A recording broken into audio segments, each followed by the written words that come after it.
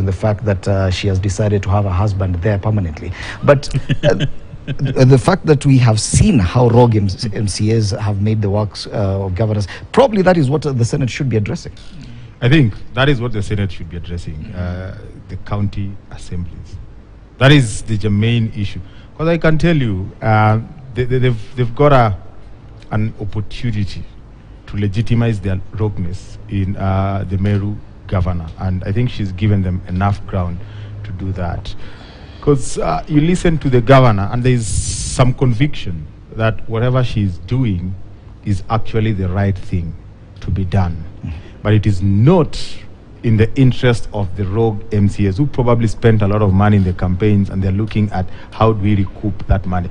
That is the reality, that MCAs have a problem, you know, with the way the governor is managing the resources of the county.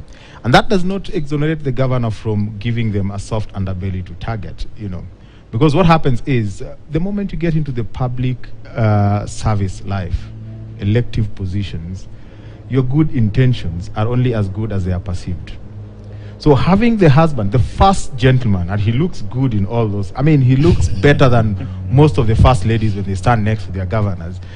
In that space, you know, demeans the office of the governor, because then it becomes something of, you know, this is a family affair, and there's a thin line now between the governor's boardroom and bedroom, you know, and he infuses so many stories around it. There's actually, if you listen to the entire story, you realize that there's nothing fundamentally wrong that the governor has done, but there is absolutely no reason why the governor should give any other MCA or any other interested party to start questioning the things that she's doing. Ask yourself, why would the husband be in the cabinet, be named as part of the governor's cabinet? If the husband is not being paid, then why even name him in the first place? Why can't he just volunteer his services, if that is the thing? You see, the fact that you bring him within this context of a boardroom, you know, unveiling of your cabinet, and he's there as an ambassador of the youth and dealing with the hustlers and all that, it doesn't make sense at all. One, it doesn't add any value, you know, because it comes in as, you know, just some trophy of an office that is there.